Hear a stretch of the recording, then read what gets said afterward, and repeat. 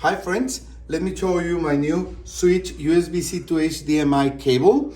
This is great because you can play with your Nintendo Switch and see it in a large TV without bringing your docking station. Just this cable, as you can see, it's connected to the HDMI port in the TV. It will get the electric energy from the actual original Nintendo charger, and with this cable will connect to the actual switch, and you can use it to play in a large TV. As you can see, the good thing is that you can have the controls here, so you don't have to be near the TV or having your main console with you.